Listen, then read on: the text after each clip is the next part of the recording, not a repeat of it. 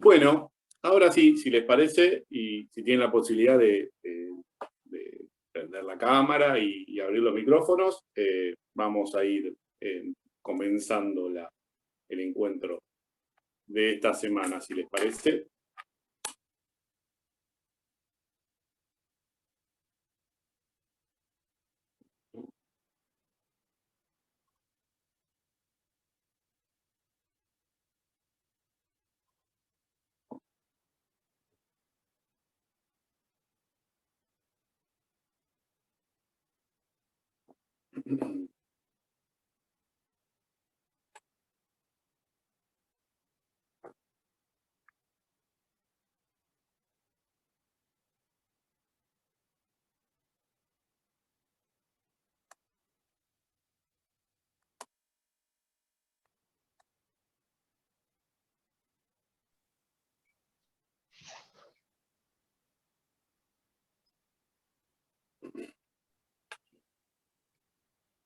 Ahora sí te recuerdo, te veo la cara. ¿Cómo estás? Bueno, Hola. antes que nada, pudieron, o sea, tuvimos un tiempo largo, la semana pasada fue medio accidentada y por eso decidimos recuperar este segundo encuentro para que todos los que no habían estado, puedan estar y seguir con el curso en tiempo y forma, ¿no? Es una etapa del año complicada para los que estudian o trabajan con estudiantes, y también empiezan las etapas de cierre de año en los trabajos y suele complicarse. Así que nada, por eso estamos acá. Lo que les quería preguntar es si pudieron acceder a los materiales, tanto el de esta clase como los materiales del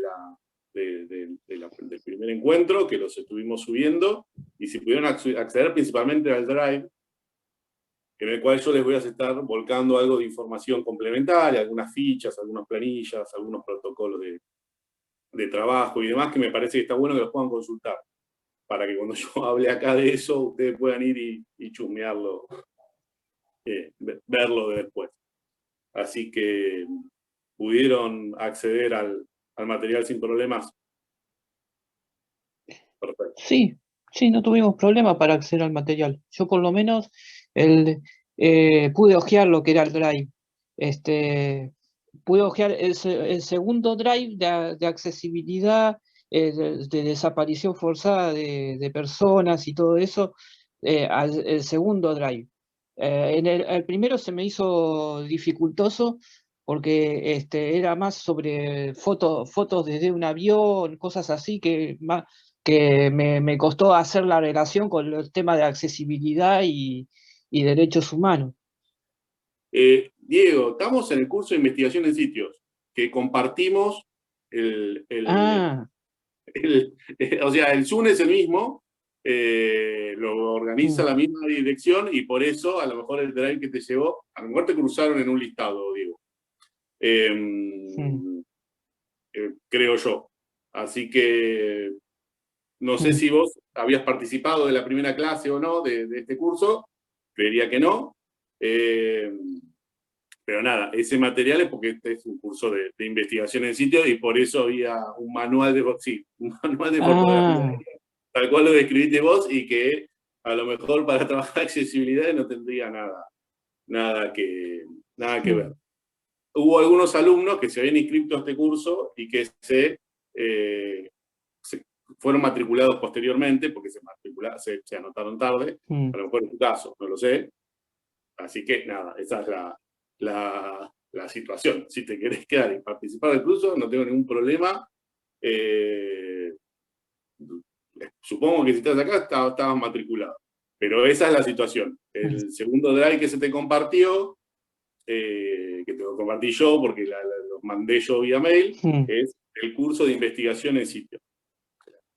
El título del Investigación del curso, sitio. exactamente. Sitios y espacios de memoria. Así que esa es la situación Mm, de por qué no entendías nada de lo que estabas viendo en ese drive. Estamos aclarado eso. continuamos. Después es lo mismo, si te querés quedar y presenciar la clase, participar del curso, está perfecto. Bueno. Después averigüemos que estés matriculado. ¿Dale? Dale. Bueno, por lo demás, retomando un poquito lo que estuvimos viendo en el primer encuentro, Diego, te comento que el primer encuentro está disponible para verlo en YouTube, así que si querés continuar con el curso, lo vas a poner por ahí y demás. Retomando un poquitito, nosotros nos habíamos visto las primeras herramientas, Rupte, Cartobarba, la página del archivo, y otras herramientas que nos permiten hacer una primera aproximación a los sitios, saber o extraer listados de víctimas y obtener una información básica, como por ejemplo qué causas judiciales juzgaron los hechos sucedidos en esos lugares. Puede parecer poco en un principio, pero es la base fundamental para llevar adelante un trabajo de investigación en un sitio. Y más en los últimos años, en los que con las reaperturas de causas judiciales, en realidad desde el 2006, pero los procesos iniciaron en el 2003 en adelante, el testimonio y la sentencia judicial y los testimonios judiciales y demás pasaron a tomar un protagonismo importante a la hora de investigar en sí. Durante mucho tiempo esto no era así, porque habíamos tenido los primeros trabajos de investigación llevados adelante por la CONADEP y juicio a las juntas, algún juicio iniciado en aquellos años que después se cortó, y durante un montón de años toda la generación de información, el trabajo de investigación era ir a buscar a quienes habían sido víctimas del terrorismo de Estado y entrevistarlos o convocarlos para trabajar, lo cual era un problema porque había sido sobre el total de personas que habían sufrido de alguna manera el terrorismo de Estado, eran muy pocas las que conocí, o sea, los listados de los que disponíamos. Entonces era un laburo un trabajo bastante meticuloso, bastante tedioso, de ir buscando víctima a víctima, para contactarlos, para convocarlos y para que formen parte de estos procesos de recuperación o de investigación en sitio. Hay algo bastante emblemático que sucedió en Argentina en instancias previas a la reapertura de las causas judiciales y que está bueno comentarlo, principalmente porque de esta formación participan personas que no son argentinas, que es una experiencia que yo no sé si sucedió en otro lado del mundo, no lo conozco, pero que son los conocidos como juicios por la verdad, que eran juicios con toda la estructura formal, con un juzgado verdadero, con querellas, con testigos, con imputados, pero que no tenían consecuencia penal, como por un vacío, por indultos y por leyes de impunidad no se podía juzgar a los genocidas, se crearon estos procesos judiciales sin consecuencia penal, que lo que permitió es que muchas personas que habían sido víctimas del terrorismo de Estado den su testimonio y estos procesos que yo digo que eran muy lentos, en un momento que era buscar víctima a víctima, convocándolos, rastreándolos, buscándolos para que se participen de lo que era el trabajo de investigación en los sitios y brinden su testimonio, masivamente se empezaron a acercar a declarar en estos procesos judiciales. Empezaron a finales de los 90 e incluso ya con las leyes de impunidad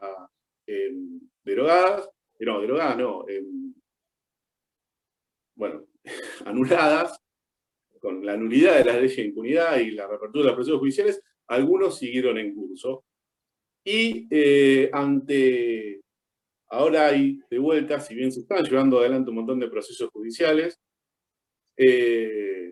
como hay una instancia reparadora en la posibilidad que un proceso judicial representa para una víctima de contar su verdad, su historia, frente a un juzgado, y que esa verdad tenga una condena sobre quien generó el daño o el mal, que es el opresor. Se están pensando ahora en algunos lugares retomar juicio por la verdad, porque hay muchas personas que no pudieron dar su testimonio ante un juzgado, pero quienes fueron los represores han fallecido. Entonces, al no haber a quién imputar y a quién juzgar, no se va a llevar adelante un juicio. Entonces se está pensando retomarlos en los lugares desde este punto de vista reparador, de que la persona pueda dar su testimonio ante la justicia. Es todo un tema, es todo un proceso muy largo, el de las leyes reparatorias, las políticas públicas reparatorias, y los procesos judiciales son una parte importante de las acciones reparadoras para las víctimas. Volviéndonos a meter en el curso, nosotros lo que estuvimos viendo el encuentro anterior es herramientas de sistematización de fuentes judiciales, principalmente testimonios y lo que está dando vueltas más accesible, que son las sentencias judiciales. También charlamos que hoy por hoy, gracias a la pandemia y a la transmisión a través de YouTube de los procesos judiciales, que son públicos, pero antes no podían grabarse ni transmitirse por una cuestión de protección de las víctimas, después de la desaparición de Julio López en el año 2006, y habiendo cambiado el contexto actual, en el cual han pasado casi más de 15 años desde aquellos hechos, ha avanzado mucho el aparato de contención y acompañamiento de víctimas, y también han avanzado mucho los tiempos, los procesos judiciales. Entonces, como es necesario acelerar estos procesos, hoy por hoy las audiencias judiciales se pueden ver, y como dijimos en el encuentro anterior, todo esto está posibilitando que muchos colectivos, o sea, muchas personas que otrora no podrían acceder a estos procesos judiciales, los vean, los estudien, los investiguen y generen prueba desde las organizaciones o desde los colectivos de derechos humanos de distintos territorios. Y la verdad están haciendo un trabajo muy, muy interesante desde varios lugares. Hoy lo que quería retomar acá un poquitito es algo que está vinculado a esto, está vinculado al testimonio, que es cuando desde una iniciativa de investigación de un sitio de memoria nos enfrentamos a la posibilidad de entrevistar a una víctima. O sea, hacer nosotros una entrevista. Hay personas que han sido secuestradas, que han sido torturadas y demás, que han tenido la posibilidad de dar su testimonio, que han tenido la posibilidad de tener un acompañamiento por parte de uno de los equipos de acompañamiento de la Secretaría de Nación, en el caso de la Provincia de Buenos Aires, del equipo de acompañamiento de la Provincia de Buenos Aires. Muchos lo han hecho por terapeutas particulares. Muchas personas han tenido la posibilidad desde el minuto que fueron liberados de contar y decir lo que les pasó, pero hay otras personas que no lo han contado nunca, que es el día de hoy, que no han podido relatar su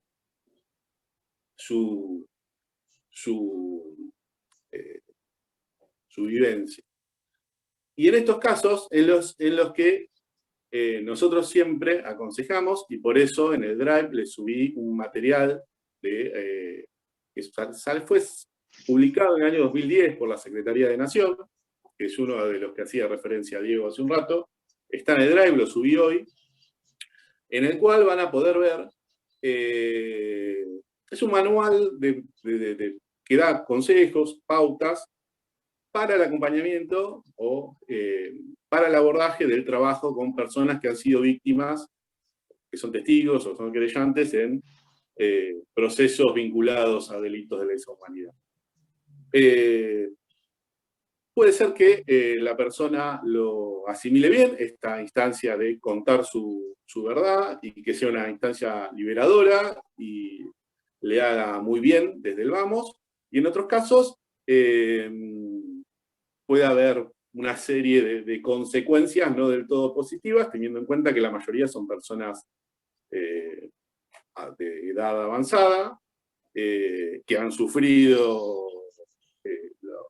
vejámenes por los que se pasaban en un centro clandestino de detención, no están bien de salud, y esto les genera una serie de ajustes, descompensaciones en su estado de salud, y es importante que comprendamos que debemos manejarlo con responsabilidad. Como les dije recién, tanto la Subsecretaría de Derechos Humanos de la Provincia de Buenos Aires, de la cual formo parte con la Secretaría de Nación, tiene equipos de profesionales que se dedican a hacer el acompañamiento de estas víctimas. Es interesante o es importante que sepan que existen estos equipos. Hay otros, además de estos, y que a la hora de enfrentarnos a una víctima que nunca haya contado lo que le ha sucedido, nada, seamos cuidadosos. Después, al respecto de cómo llevar adelante una entrevista y demás, hay 180.000 millones de publicaciones. Mi experiencia personal me dice que la clásica definición de que una entrevista es una negociación entre el entrevistador y el entrevistado, en el cual el entrevistador quiere preguntar todo lo que necesita saber y el entrevistado va a contar solo lo que decida contar. Bueno, es así. Entonces, muchas veces lo mejor que se puede hacer es dejar hablar, dejar hacer que llegue adelante su relato, y después habilitar, si nos permiten, hacer las preguntas que consideremos necesarias. Pero bueno, siempre lo que queremos dejar bien en claro es que enfrentarse a una situación de hacer una entrevista a una víctima es algo delicado, y sería interesante que no se manden solos, que busquen asesoramiento o acompañamiento. Eso siempre. Bueno, ahora, ¿con qué vamos a seguir hoy? Ya cerrando un poquitito lo que es las entrevistas, que solo quería hacer esta aclaración. Vamos a seguir con otro tipo de fuentes de información, a las cuales podemos acceder para trabajar sitios y espacios. Durante mucho tiempo, como les dije antes de que proliferaran. ¿Qué tal, Yamila? ¿Cómo estás? Muy bien. Buenísimo. Antes de que proliferaran las causas judiciales y que la fuente testimonial y en los procesos judiciales, con todas sus distintas instancias, con las inspecciones oculares a los sitios, con los relevamientos arquitectónicos que hacen los juzgados y demás, empezaran a hacer el insumo fundamental para la investigación en sitios. Durante mucho tiempo había que echar mano de otras fuentes de información, que nos parece a nosotros que es fundamental que las conozcan, porque son fuentes a las cuales se puede acceder con relativa facilidad y que solucionan muchas cuestiones, solucionan muchos problemas que surgen en los sitios. Yo vengo de investigar sitios hace muchos años, las conozco, las trabajé mucho porque era lo que había a disposición, pero hoy por hoy me encuentro que a veces, justamente porque los procesos judiciales tienen un objetivo, que es formar prueba para condenar a una determinada persona o grupo de personas, las preguntas o la investigación se orienta con ese objetivo. Y nosotros, trabajando desde un sitio, que tenemos que tener en cuenta una pluralidad, una integralidad de distintos objetivos que confluyen en un sitio, como por ejemplo la preservación de ese mismo sitio, el desarrollo de una propuesta museográfica o interpretativa para un espacio de memoria, el desarrollo de un guión para hacer recorridos o un folleto para hacer recorridos en ese sitio, o evaluar un proyecto de intervención, una comisaría que fue Centro Clandestino de Detención y actualmente está en funciones y el Ministerio de Seguridad nos pide informar, o sea, nos pide que autoricemos un proyecto. Nosotros necesitamos conocer bien cuál era la fisonomía de ese edificio al momento del funcionamiento del Centro Clandestino de Detención en ese lugar, y muchas veces los testimonios judiciales nos dan un pantallazo muy pequeño de esto. Entonces tenemos que echar en mano a estos otros recursos de los que vamos a estar viendo en este encuentro.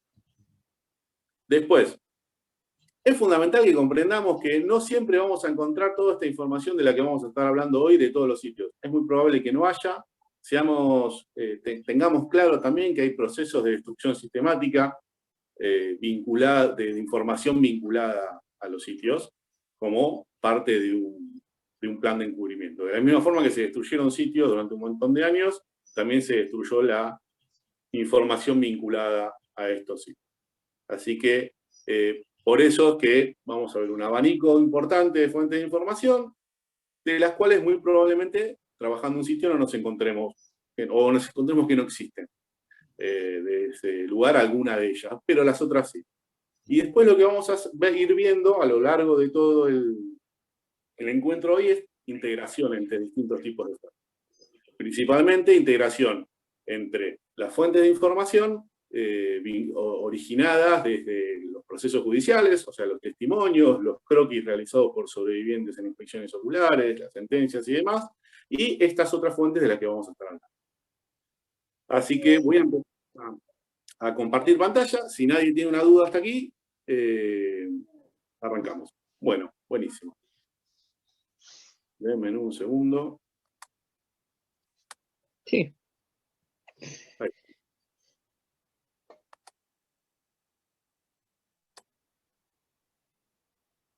Bueno, ¿lo pueden ver todos bien? Ahí estamos. Vamos a empezar por algo que parece bastante básico, pero que no se suele aprovechar, principalmente porque cuando yo me refiero a fotos históricas, me refiero a cualquier fotografía sacada de un sitio, de un ex centro clandestino de detención o lugar emblemático, sacada en cualquier momento de su existencia. No tiene por qué ser del momento en el cual funcionó como centro clandestino de detención.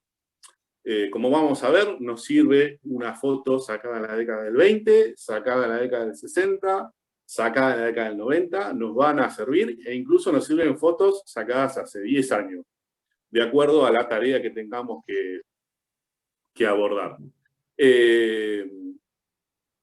Es importante comprender que estas imágenes, estas fotos históricas, representan una instantánea del momento en la que se sacó y que se tomó esa fotografía, y si logramos trabajarlas de una manera sistemática y concienzuda, pueden ser fuentes de información muy relevantes. Para hablar o para presentar esta fuente, este insumo que son las fotos, vamos a hablar un poquitito de lo que fue el proceso de recuperación de la mansión Seré. Lo que estamos viendo acá adelante, o sea, la foto de la izquierda arriba, es lo que es parte de lo que era el Polideportivo de Orquigrana, en el partido de Morón, zona oeste del Gran Buenos Aires, y más precisamente es una canchita de fútbol que estaba emplazada sobre los restos de lo que fue la mansión Seré. Y a la derecha, abajo, vemos lo que es el espacio Mansión Seré hoy en día, casi 20 años después de que iniciaron los trabajos de excavación, que iniciaron en el año 2001. Y lo que me interesa, vamos a pasar a la siguiente diapo, esto es lo que sobrevivió de la Mansión Seré. Son una línea de cimientos que fueron recuperados mediante una excavación arqueológica, que a priori lo que nos podrían permitir ver esta línea de cimientos es una distribución planimétrica, o sea, un plano, podríamos dibujar a partir de estos cimientos, de lo que era la planta baja de este sitio, y a excepción de muy contados espacios, muy contados recintos, que por la presencia de cañerías y demás podríamos vincularlos a baños o a cocina, no podríamos determinar una funcionalidad. Ahora, la mansión Seré, como vemos en esta imagen, y ya acá tenemos una foto histórica, esta es de finales de la década del 70, tenía dos pisos. Entonces, la distribución real de la planta alta no la tenemos tan clara a la hora de pensar cómo funcionaba el centro clandestino de detención que funcionó en este lugar, que, por lo que nos dicen los testimonios de sobrevivientes, por lo que nos narran en sus testimonios, funcionaba en la planta alta. La mansión se ve así en ruinas porque a principios del 78, cuando se desarticuló el centro clandestino de detención, como parte de esto que les mencionaba, que era ocultar pruebas, la incendiaron. Entonces, todo lo que era el piso del primer piso, que era de madera, y los techos, se derrumbaron, quedando esta carcasa de la mansión, que durante muchos años fue vandalizada por los vecinos del barrio. También, por ser una casa muy grande, muy linda, histórica del barrio, emblemática en ese barrio, de hecho el barrio se llamaba el barrio Seré, por la familia que había construido la mansión, la gente iba a ese lugar a pasar el tiempo y lo que nos han contado, yo participé del proceso de recuperación de la mansión Seré, es que lo que hacían es, recordemos las viejas cámaras de rollo, cada vez que se iban de vacaciones y le quedaban 3 fotos en el rollo, iban y las sacaban en la mansión Seré. Esto generó que haya un archivo con más de 140 fotos de distintos momentos de la mansión Seré. Acá, y está bueno también que complejicemos un poquito acerca de lo que son los sitios. Este sitio tuvo la particularidad de que estaba emplazado en un polideportivo y que el intercambio con los vecinos fue constante. O sea, la cancha de fútbol que estaba sobre el sitio se mudó al lado. Entonces, todo el tiempo los vecinos venían y preguntaban qué estábamos haciendo, qué se encontraba. Y así fue generándose un vínculo bastante estrecho con muchos vecinos que en algunos casos venían, acercaban fotografías y, como vamos a ver un poco más adelante, acercaban objetos que habían reclamado de la mansión, como pedazos de escalones de mármol, tejas, barandas o rejas y demás. A veces no pasa esto. Con una comisaría que funcionó como centro clandestino de detención y actualmente está en funciones, a menos que la propia policía nos acerque fotos históricas, es muy difícil. A lo mejor el vecino de al lado sacó alguna foto, pero es muy difícil. Hay que ir a archivos municipales o archivos del ministerio que las tengan, y así van apareciendo, pero van a aparecer menos y en general van a ser de la fachada. Del interior son muy pocas, necesitaríamos de la colaboración de quienes prestaron servicio en esos lugares para obtenerlas, pero se obtiene información, se obtienen fotos históricas. Vamos a seguir, y acá empezamos un poquito con lo que es el cruce de información. Y también vemos un poquito la complejidad del trabajo con fotografías. Nosotros, recordemos, como dije recién, la mansión Seré fue incendiada previo a su destrucción definitiva en el año 85. Y la imagen que estamos viendo acá, recuerdo que era una chica que era bailarina y quería ser modelo, y hizo un book de fotos en el año 82, 83, en la mansión. Y si nosotros vemos al fondo de esa imagen, sobre la pared que se ve al fondo, se ve la impronta, a ver si lo puedo señalar con el cursor, la impronta de lo que era el piso del primer piso, y una impronta de la escalera de acceso a ese primer piso.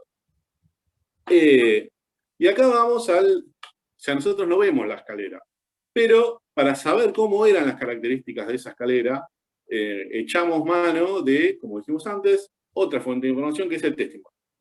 Y acá paso a leerles algunos de los fragmentos de los testimonios que referenciaban al sitio, y particularmente a la escalera. Al final de ese pasillo había una especie de hall bastante amplio, en el fondo del cual había una escalera que llegaba a la planta alta, una escalera de madera. Un hall bastante amplia, la escalera subía pegada a la pared y tenía un codo para acceder a la planta baja. Si prestamos un poquito de atención a la foto, tengan en cuenta que yo esto después lo voy a subir al Drive para que puedan ver la presentación y ver las fotos con tranquilidad. Vemos el codo al cual hace referencia el testigo. Y después, Y acá entrando a otra dimensión, que es la dimensión sensorial que tienen los testimonios de sobrevivientes, que muchas veces estaban tabicados, con los ojos vendados, atados, y es más lo que escuchaban, olían o sentían con el tacto, lo que les permitía reconocer el espacio. La escalera de madera hacía un bochinche infernal. Aparte era el timbre. Tocaba el timbre cuando llegaba la patota. Los escuchaba subir a todos, blum, blum, blum, blum. Era inconfundible. Sabíamos que venía la patota por el ruido que hacía la escalera cuando subían la planta. La patota, para los que no estén al tanto o no hayan trabajado sitios, en general se refiere a la patota, los testimonios cuando hablan de quiénes eran los encargados de realizar la tortura. Eran grupos de operaciones, de tareas, que iban específicamente a hacer lo que ellos denominaban el trabajo de inteligencia, que no era otra cosa más que el interrogatorio bajo tortura. Vamos a seguir. Y acá tenemos un resto de lo que era la baranda de la escalera hallado en los trabajos de excavación. Y un testimonio que referencia cómo era esta baranda, que era una baranda muy trabajosa. Tengamos en cuenta que la mansión Seré era de una familia muy acaudalada, que emulaba las mansiones europeas en su diseño y construcción. Y dice, una escalera de madera, claramente de madera.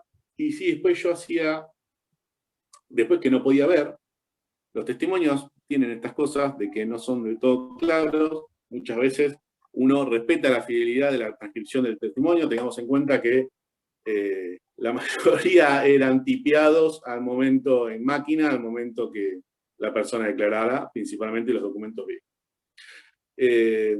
Era una baranda con unas bochas de madera.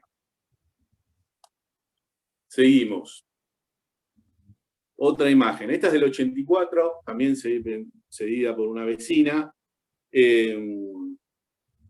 Lo mismo, metiéndonos en la problemática de los sitios. Esta vecina se acercó casi 10 años después del inicio del proyecto de recuperación de la mansión Seré.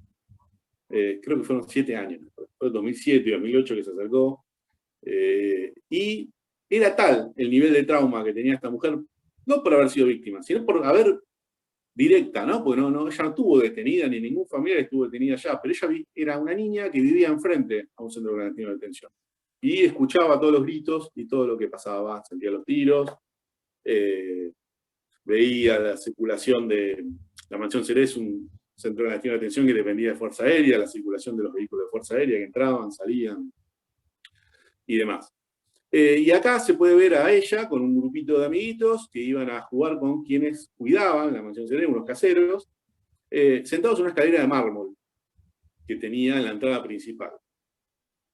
Lo primero que había era un piso de pasto. O sea, acá tenemos el testimonio de una persona que era ingresada por primera vez en la mansión Seré, lo traían en el auto, bajaba del auto y ahí está su relato. Lo primero que piso era pasto, siempre vendada. La venda, si bien estaba sujeta, tenía visión. Por abajo algo se veía. Unos escalones de mármol. Si bien era de noche, algo se veía, escalones de mármol. Acá tenemos una foto, y acá volvemos a lo mismo. Yo tengo una foto en el archivo de la mansión Seré, que tiene como 140 imágenes. Tenemos de distintos momentos históricos, algunos muy cercanos al funcionamiento del centro clandestino de detención.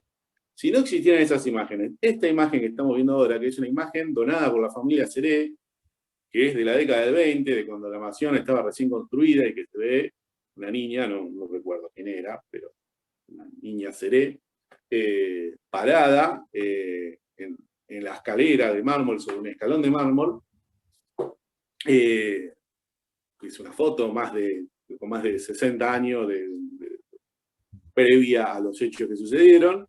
Igual es útil, por eso siempre tengamos en cuenta esto, ¿no? No nos limitemos a buscar la información del momento preciso en la cual funcionó el centro clandestino de detención, abracemos todo lo que tengamos porque todo se puede aprovechar de una manera o la otra. Cuando subí, vamos a otro testimonio de un sobreviviente que fue ingresado al sitio. Cuando subí, creo que eran 3 escalones, no quiero mentir, blancos eran para mí, en ese momento, no voy a decir que era mármol, porque para mí eran blancos. acá tenemos un escalón de mármol de estos que yo les dije que los vecinos nos trajeron, donaron al proyecto de recuperación, y un par de testimonios más que hacen que mencionan los escalones de mármol. Después, bueno, acá vamos a salir de la escalera de mármol y vamos a ir a otro testimonio. Perdón, ¿alguien quiere hablar? Esperen que está alguien pidiendo para entrar, lo admitimos. Este es el testimonio de Pilar Calveiro, una sobreviviente que se ha dedicado a escribir y que hoy por hoy ella es antropóloga y hoy por hoy escribe mucho sobre memoria, así que se la van a cruzar si siguen trabajando en sitios. El testimonio dice lo siguiente, cuenta un hecho en el que ella se quiso fugar de la mansión Seré, y lo que cuenta es lo siguiente: pedí que me llevaran al baño, la ventana estaba abierta, me paré en el marco de la misma y salté para intentar escaparme. Al caer me rompí el brazo izquierdo, el hueso del talón del mismo lado. 2 o 3 vértebras y algunas costillas. También golpes en la parte derecha de la cabeza, bueno, lesiones. La guardia se dio cuenta al escuchar el golpe contra el piso. Ella no vio la existencia de un solado que existía alrededor de toda la mansión. Esperen que paso la diapositiva. Que acá tenemos una foto también de la década del 20, de la familia Seré parada en ese solado, y el solado recuperado mediante el proceso de excavación arqueológica. Ella no lo vio porque como estaba abandonada la mansión, estaba cubierto de pasto. Entonces creyó que al caer le iba a amortiguar.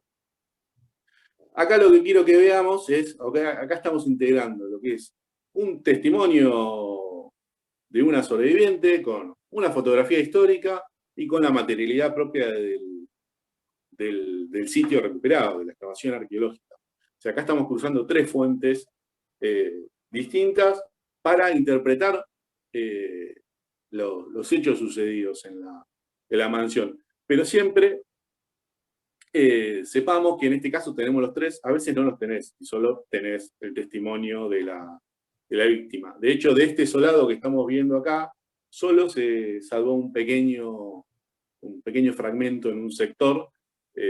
No comprendemos por qué, bien, la destrucción no fue tan profunda en ese sector y se salvó, pero la mayoría de los pisos originales de la mansión Seré fueron destruidos, solo sobreviviendo esto. Otro tema a tener en cuenta a la hora de sacar fotografías, vuelvo a lo mismo, después van a poder ver el plano tranquilos cuando en el Drive, es importante que nosotros, y acá ya nos metemos con algo que vamos a seguir un poquito más adelante, que son los planos arquitectónicos, que nosotros tengamos planos de los sitios, planos lo más precisos y lo más actuales posibles que tengamos. En este caso, es un plano de excavación de la mansión Seré, en la cual tenemos ubicado el punto focal desde el cual se sacó cada foto. O sea, dónde estaba parado el fotógrafo para sacar la foto de la mansión Seré. Esto es fundamental para que podamos individualizar qué estamos viendo, y a través de esas imágenes que estamos viendo, que podamos interpretar qué modificaciones o cómo era la materialidad del edificio al momento de sacarse esa imagen. En este caso tenemos un montón de imágenes, lo cual hace que el trabajo sea confuso al verlo, pero justamente por la cantidad de imágenes que se tiene, si no realizás este trabajo meticuloso, no podrías hacer la interpretación. Otra aplicación, más allá de la investigación, que tiene este trabajito que estamos viendo acá, es el desarrollo de propuestas interpretativas. En el caso de la mansión Seré, en todo el predio, ubicados en su punto focal, hay una selección de imágenes que retratan a la mansión y que permiten a los visitantes del polideportivo, a la gente que utiliza el polideportivo habitualmente, ver cómo era la mansión. Porque hoy por hoy, si bien hay una gran estructura, la mansión no está más. Y la idea de esta intervención es poder reubicar o poder recuperar esa materialidad perdida de la mansión, al menos visualmente. Pero bueno, estos planos de punto focal son fundamentales para trabajar con imágenes. Y acá vamos, como les comentaba recién, al trabajo con planos. Trabajo con planos, la existencia de un plano, y un plano actual de un sitio, aunque esté, principalmente si está en pie, aunque el sitio esté modificado, es lo que nos va a permitir ordenar todo el trabajo de investigación. Porque nos va a permitir individualizar y ubicar todas las modificaciones que haya. Nos va a permitir ubicar en la materialidad actual los espacios vinculados al accionar del terrorismo de Estado. Con eso me digo, por dónde entraban las víctimas, por dónde las sacaban, dónde estaban detenidos, dónde eran interrogados y demás. Todos los espacios vinculados al funcionamiento del terrorismo de Estado. ¿Para qué es importante saber todo esto? Principalmente para tomar decisiones acerca de cómo intervenir ese edificio. ¿A qué me refiero con esto? En el próximo encuentro nos vamos a meter un poquito más de lleno en lo que es la conservación de los sitios, pero nosotros necesitamos preservar principalmente los espacios reconocidos por las víctimas, que son los considerados de alto valor testimonial y que forman parte, o en general se determinan como, o se denominan como sectores históricos. Después el resto de los espacios del ex centro clandestino de detención, sea cual sea la función que tiene hoy en día, es obligación por ley preservarlos, no modificarlos, pero se pueden intervenir, o sea, se pueden pintar, se pueden reacondicionar para que sean utilizados. Tengamos en cuenta lo que les decía recién. O sea, una comisaría que fue centro clandestino de detención y sigue en funciones, hoy por hoy hay personas trabajando en ese lugar y los baños tienen que funcionar. Entonces nos vemos en la obligación de investigar con profundidad para poder tomar decisiones acerca de cómo intervenir en estos sitios. Entonces, de ahí viene una de las importancias del trabajo de investigación. Ahora, estamos en la recuperación de un espacio de memoria. Lo mismo. La gente, los visitantes que van a ese espacio de memoria a conocerlo, necesitan usar un baño. Y si nosotros tenemos que arreglar un baño, tenemos que saber que cuando arreglemos ese baño no estemos destruyendo pruebas judiciales, que no haya sido un baño reconocido por sobrevivientes. Nosotros tenemos que hacer un salón de usos múltiples en un espacio, en una habitación grande, que no haya sido reconocido por las víctimas. Bueno, podremos reacondicionarlas dentro de ciertos parámetros que no afecten a futuro la posibilidad de que ese lugar sea reconocido. Y para eso es fundamental que conozcamos cómo es hoy en día el edificio, tengamos un registro claro de cómo es hoy en día el edificio, y después, como vamos a ir viendo, cómo fue en distintos momentos. Las fotos nos permiten ver eso, como estuvimos viendo hace un rato, los planos, por supuesto. Acá, para seguir con la mención seré, tenemos los planos arquitectónicos reconstruidos, desde la planta baja, en base a los cimientos y algunos testimonios, desde la planta alta, fundamentalmente, siguiendo las líneas de cimiento y principalmente con testimonios y lo que pudimos extraer de las fotografías históricas. Estos planos, como no son planos históricos, no son planos arquitectónicos desarrollados en su momento, están en constante modificación y nada quita que surja un nuevo testimonio y se modifican. Son plantas tentativas por siempre. Pero permiten tener una idea bastante acertada de la distribución y las distintas características de los espacios. Como decíamos recién, la planta baja fue lograda a partir de la planta de cimientos recuperada mediante la excavación arqueológica. La planta alta fue hecha principalmente con la obtención extraída, la información, extraída de testimonios, y lo que es muy importante son los croquis realizados por las víctimas. Los croquis son muy subjetivos. En general, en este caso, estamos viendo un croquis de una persona que estuvo detenida mucho tiempo y que tuvo la posibilidad de circular bastante por el sitio, entonces el croquis es bastante específico y bastante ordenado. Pero muchas veces una persona te dice, dibuja 2 habitaciones, porque él o ella estuvo poco tiempo en el sitio, y el poco tiempo que estuvo fue a un baño y estuvo en una habitación, y te dibuja eso, y dentro de esa parcialidad, dentro de esa subjetividad, que es su experiencia en ese sitio, puede sumar y puede sumar mucho, solamente hay que saber buscar esa información. Para irnos un poquito de la mansión CD, vamos a meternos en lo que es la Brigada de Investigaciones de las Flores, otro espacio de memoria que está ubicado ahí en la provincia de Buenos Aires. La Brigada de Investigaciones de las Flores tuvo un periodo de funcionamiento cortito, pasaron relativamente pocas personas por allí, pero de la Brigada de Investigaciones de las Flores tenemos planos históricos disponibles. Del año 72, que incluso decís es un plano cercano del funcionamiento del Centro Clandestino de Detención. Ahora bien, los espacios, o sea, el espacio vinculado a la detención y a la sala de interrogatorios no había sido edificado aún. Esto no hace que el plano no sirva. Es lo que intento expresarles con esto. Nos vamos a concentrar en el sector que está acá en el margen superior derecho del plano, que dice cochera. Y acá tenemos un plano actual de la Brigada de Investigación de las Flores. Vean el mismo margen, el margen superior derecho, donde está la cochera, que hoy por hoy está muy modificado, está subdividido, le han hecho una pequeña galería al frente.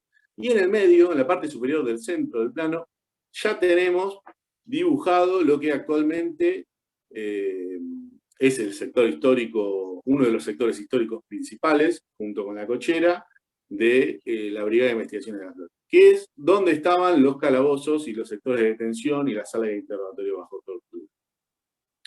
No tenemos documentación de cuándo fue construida. Lo que sabemos es que en el 76, cuando la gente estuvo detenida allí, ya estaba edificado. Ahí, ante el vacío de información que tenemos con los planos, el testimonio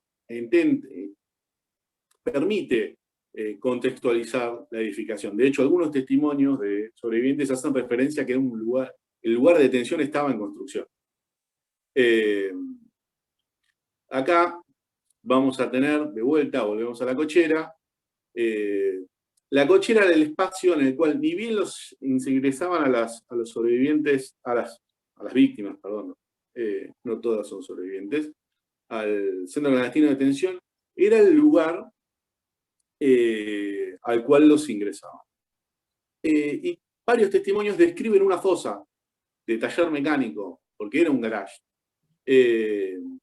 Acá a la derecha tenemos la fisonomía actual, en la cual no existe más esa fosa, y lo que los testigos nos describen como un único gran espacio cerrado, en el croquis en el plano perdón, podemos ver que era un espacio abierto, tipo un tinglado abierto. Hoy por hoy está cerrado, tiene ventanas, y el acceso está desde el sector izquierdo. Y acá tenemos el plano del año 72 y un croquis de una sobreviviente. Si bien la ubicación de la fosa no se condice con lo que figura en el plano y con lo que nosotros podemos observar en el piso, que se ve una pequeña huella en el cemento. No conseguí ninguna foto clara para poder mostrárselas, pero se ve claramente la foto, la impronta de la fosa rellenada en el piso actual. Y un pequeño extracto de un testimonio en el cual relata la existencia de esa fosa. Los traían, los bajaban del auto, y al ingresar al primer lugar en el que estaban detenidos, que era esta cochera, describen lo siguiente. Un lugar donde había como piedras, porque cada vez que venía un auto hacía ruido, y además cada vez que pasábamos teníamos que ir al baño, al baño no, íbamos al patio, teníamos que pasar por una fosa. Y se refiere a esta fosa de taller mecánico que actualmente está obturada y que en los planos actuales no figuraría. Ahora sí, vamos a otro tipo de fotografía histórica, si lo queremos, que son las fotografías aéreas. Vamos a ver fotografías aéreas y fotografías satelitales. Las fotografías aéreas, primero que nada, las históricas, ¿no? Las de época, las de años atrás. Las fotografías aéreas se pueden conseguir en distintos lugares. La mayoría de los institutos históricos de los municipios tienen cuadernos de fotografías aéreas. Los catastros de los municipios, o sea, los entes de recaudación de los municipios tienen libros históricos de fotografías aéreas. La fotografía aérea era utilizada para medir los metros cuadrados edificados, de manera tal que se hace una foto sacada de una técnica específica que permite obtener eso. Uno cuando ve una fotografía aérea sacada por el Instituto, entonces Instituto Geográfico Militar, actual Instituto Geográfico Nacional, puede tomar medidas en esa imagen y demás. Son algo sacado con elementos de extrema precisión. De hecho, ya que lo dijimos, el Instituto Geográfico Nacional es uno de los lugares a los cuales uno puede acceder a fotos aéreas. El Instituto Geográfico Nacional, hasta hace no mucho, te las vendían. No sé si actualmente ya son información pública, creo que sí, no lo tengo claro, pero uno se acercaba, las pedía y las podía comprar, eran económicas, te las daban impresas o en una versión digital que salía quita plata. No sabría ponerle precio en moneda actual. ¿Qué información podemos sacar de las fotografías aéreas y las satelitales? Podemos sacar información edilicia, o sea, nosotros estamos viendo prácticamente una planta arquitectónica de techo, y en muchos lugares eso nos permite tener una planta arquitectónica bastante acertada, al menos de lo que era el contorno del edificio, poder identificar agregados, distintas secuencias constructivas y ordenarlas en el tiempo. Saber, por ejemplo, si un determinado espacio estaba cuando el centro clandestino de detención funcionó o no, o fue construido posteriormente. Y también, y lo que es muy importante para el desarrollo de propuestas interpretativas, es muy importante para obtener información de contexto. ¿A qué me refiero con información de contexto? Es saber cuál era la fisonomía del entorno del centro clandestino de detención, del barrio. Ahora nos vamos a meter a trabajar un poquitito con las fotografías aéreas. Antes que nada, le voy a decir, ahí yo subí a Drive un manual del Instituto Geográfico Militar. ¿Por qué un manual viejo? Porque hoy por hoy hay como un resurgir de la fotografía aérea, pero que viene de la mano de la aparición de los drones y todas las maravillas que surgen de estos aparatitos, que son espectaculares, pero que para el trabajo que hacemos, que haríamos nosotros de investigación en un sitio, es bastante limitado, porque o sea, las publicaciones actuales de fotografía aérea son un catálogo de drones más que un manual de interpretación. Por eso yo ahí subí un manual, que creo que es de la década del 60, del año de Ñaupa, pero como la fotografía que nosotros vamos a estar trabajando son imágenes más bien viejas, está bueno que comprendamos la técnica y la teoría que hay detrás de la obtención de esas imágenes. Así que nada, ya está en el Drive, lo pueden ver. Puede resultar medio tedioso, pero la idea es que no lo lean todos, sino que lo interpreten. Ahí vamos a meternos a trabajar un poquito más. Primero que nada, y porque es una plataforma que ya la conocemos todos, ¿dónde obtenemos imágenes satelitales? En Google Earth.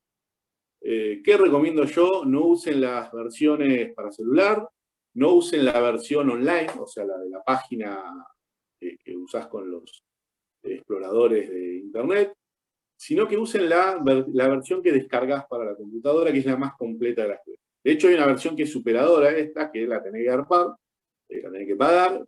Nunca la he usado, siempre con la versión que se descarga, podés obtener una serie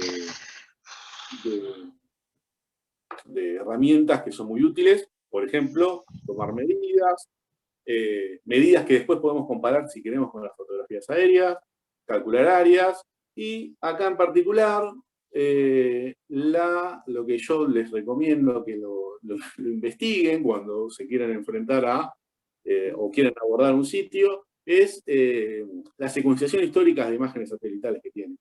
Que en general del año 2003 en adelante, por año hay una o dos imágenes satelitales, o más a veces, y en algunos casos incluso hay fotografías anteriores. Parece mentira, muchas veces o parece absurdo, porque muchas veces uno ve la imagen y parece que está viendo lo mismo, pero 20 años es un montón de tiempo. Y tengamos en cuenta que los primeros de esos 20 años aún no teníamos normativas vinculadas a sitios de memoria, no había procesos judiciales en curso, no había medidas cautelares, o sea, medidas de no innovar, dictadas por juzgados, y tenemos un registro fotográfico de muchísimas modificaciones llevadas adelante en distintos sitios. O sea, tenemos 20 años de cómo al menos cómo fueron las modificaciones de la fisonomía exterior de los sitios, registradas en una página gratuita y accesible, que es Google Earth. No me voy a demorar mucho más acá. Lo que les pido es que investiguen esa herramienta, que es la de, en la barra de herramientas de Google Earth, es la que aparece aquí, que está como un pequeño relojito con una flechita hacia atrás. Investiguen esa herramienta, suele ser útil y rendidora. Y ahí sí nos metemos de lleno en las fotografías aéreas. Fotografías aéreas vamos a tener a grandes rasgos de dos tipos. Las que recién les mencionaba, que son las perpendiculares, como la de la izquierda, que son fotos sacadas en un ángulo lo más cercano a los 90 grados posible, y que son sacadas desde una altura determinada y con intervalos de tiempo que permiten utilizarlas para el dibujo de planos o mapas.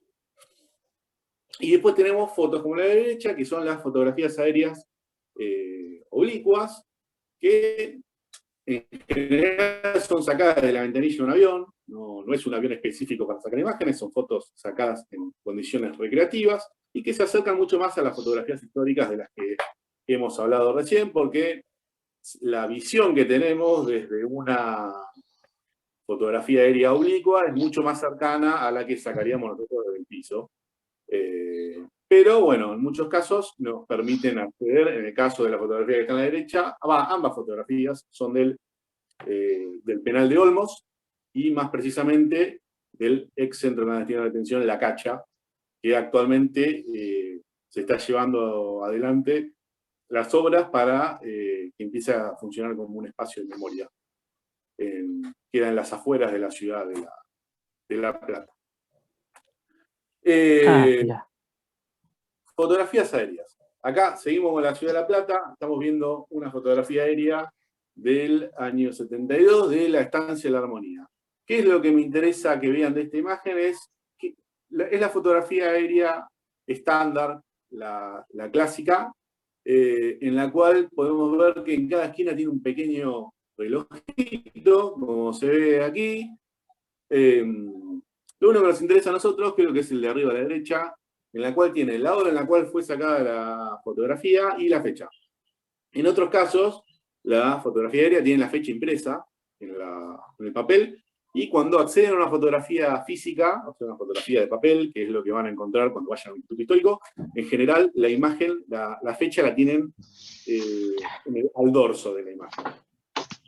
Tengamos en cuenta que cuando trabajamos con fotografías aéreas, el documento tiene valor como un todo.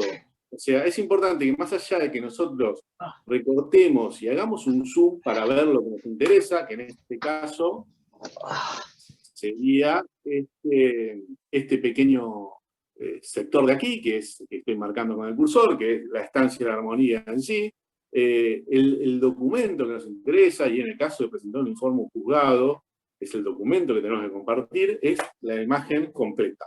Después hacemos los recortes y los manejamos, pero es siempre fundamental preservar este documento.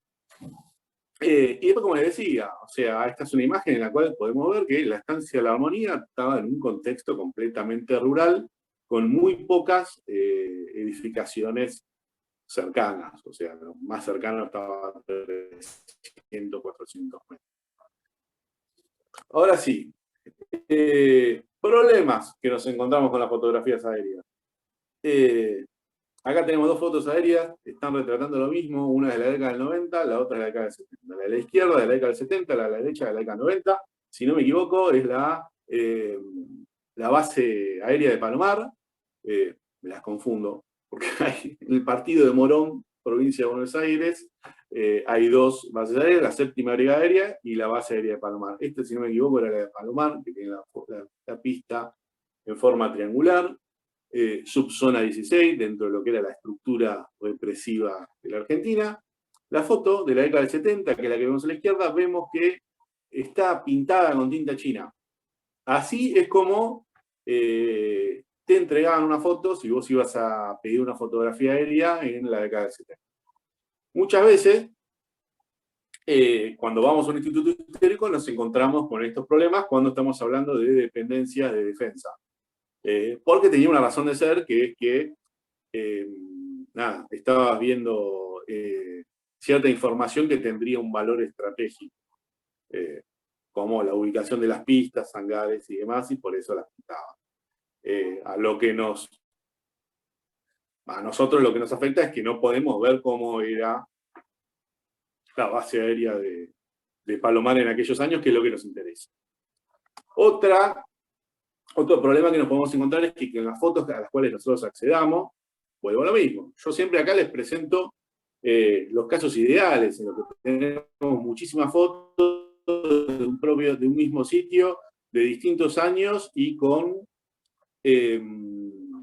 distintas, en este caso, alturas. Tenemos la foto de la izquierda, es una foto del año 74, del año 76, si no me equivoco, la cual, el año 74, me estoy confundiendo, el año 74, sacada a 10.000 metros de altura. Veamos que cada cuadradito es una manzana, una cuadra, y a la derecha tenemos una foto del mismo año, de la Brigada de Investigaciones de las Flores también, que hablamos hace un rato, del año 74, sacada a 3.000 metros de altura. Lo que me interesa que veamos es que por cuestiones obvias, la foto sacada a más altura va a tener menor calidad. Lo cual no quita que podamos usarla para trabajar. Ahora, para que comprendan a qué me refiero, vamos a ir a recortar esas imágenes. A la izquierda tenemos la imagen sacada a 10.000 metros de altura, a la derecha la imagen sacada a 3.000 metros de altura. La imagen de la derecha, hasta podemos ver las tejas, el dibujo de las tejas. Es impresionante la calidad. Después, es muy importante también tener en cuenta la fecha del vuelo, porque como vemos en la imagen de la derecha, hay árboles y otras cuestiones que por estacionalidad no tienen follaje y cuesta verlos en las imágenes aéreas, y que nosotros cuando trabajamos o abordamos el trabajo en un sitio, muchas veces lo reconocido por las víctimas es el entorno. Y las arboledas circundantes a los sitios, recién hablábamos de la Cacha, ahí en el Penal de Olmos, la Cacha fue un sitio destruido, como la Mansión Seré, no fue destruida hasta sus cimientos, y las víctimas reconocieron las arboledas circundantes. Así que, es parte de lo que hay que preservar, el paisaje circundante de un sitio. Y en este caso, gracias a la calidad de la imagen, sacada a 3.000 metros, podemos ver que hay algunos arbolitos pequeños en aquellos años que están sin follaje, pero podemos ver la sombra de los mismos arbolitos. Y acá tenemos la misma imagen, sacada a 3.000 metros, que hablamos recién, del 74, y a la derecha una imagen sacada en el año 81, de la Brigada de Investigaciones de las Flores, sacada a 30.000 metros. Tengamos en cuenta la disminución de calidad que hay con la altura.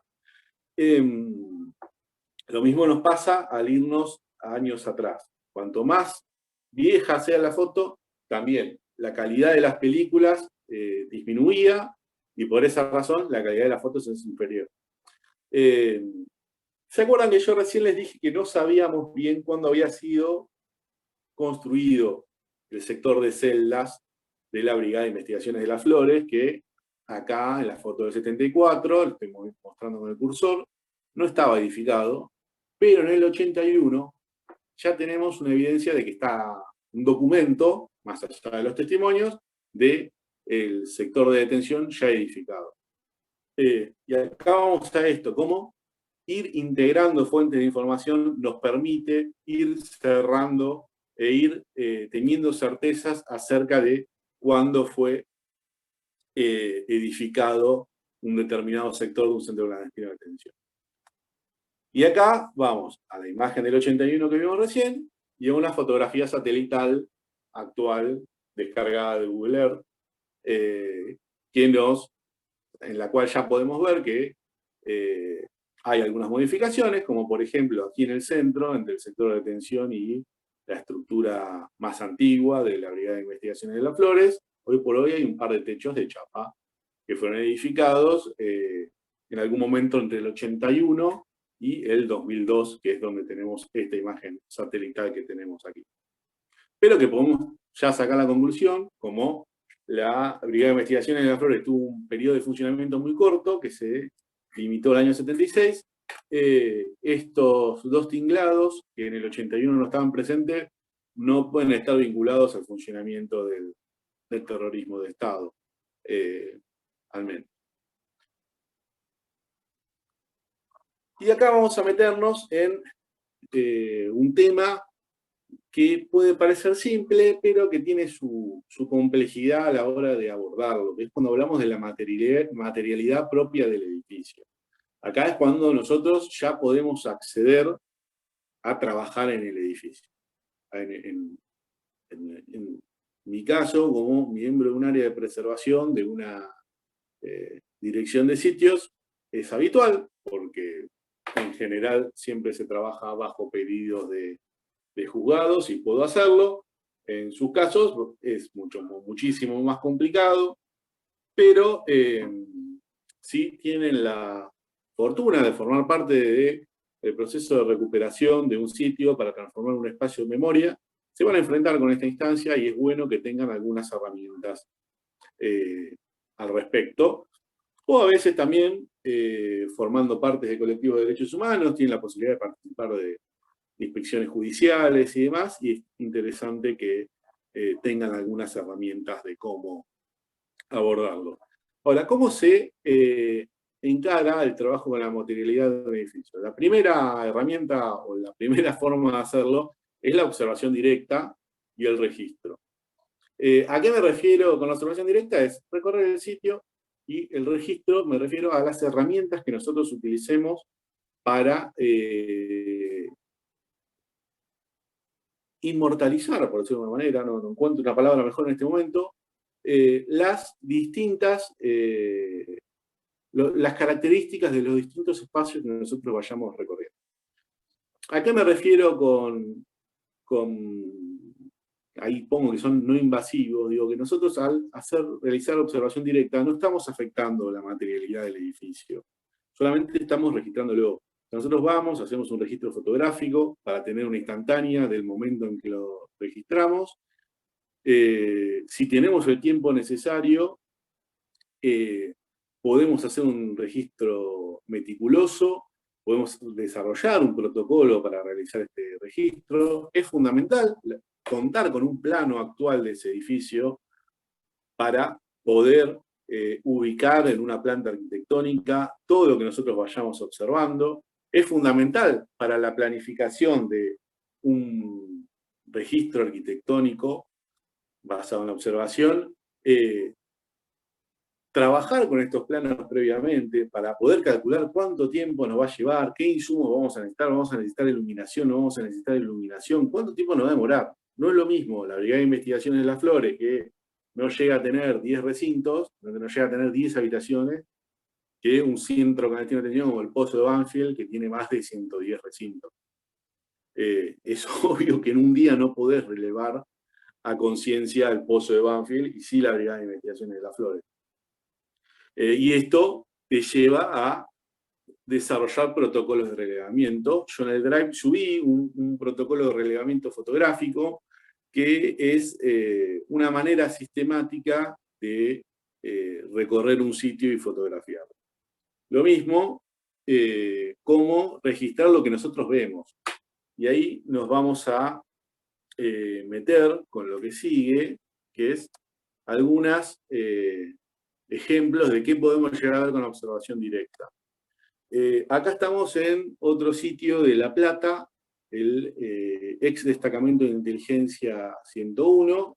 El ex destacamento de inteligencia 101 actualmente también está en proceso de recuperarse para generar un espacio de memoria. Más precisamente en este lugar va a funcionar el Archivo Provincial de la Memoria. No es un lugar en el cual hasta el momento se haya probado que funcionara como centro clandestino de detención, pero sí como destacamento de inteligencia tuvo un papel muy relevante en el accionar del aparato represivo en toda la provincia de Buenos Aires. Lo que me interesa que veamos de esta imagen, la imagen de la izquierda, es que hay algo en esta habitación de aquí arriba que desentona del resto de la construcción. Son distintas las ventanas, es distinto el acabado de las paredes, como podemos ver en las dos fotografías de la derecha. Nosotros lo que buscamos son estas discontinuidades, estas diferencias de los tipos de materiales, los tipos de terminaciones. En este caso es algo bastante grosero, insisto con lo mismo. Después cuando puedan ver el PowerPoint tranquilos en sus casas con la compu, van a notar todos estos detalles. Lo que buscamos es qué discontinuidad hay, qué alteración hay, qué modificación hay. En este caso no quiere decir que no haya estado implicada al funcionamiento del destacamento de inteligencia 101. Es muy probable que esa sea una modificación hecha para ganar espacio, para darle más operatividad al lugar. También tengamos en cuenta eso. Pero nos habla de una modificación clara. Acá volvemos a la Brigada de Investigaciones de las Flores. Yo lo que quiero que vean es en el piso de lo que es la actual biblioteca de la Brigada de Investigaciones de las Flores, y lo tengo marcado con la flechita celeste.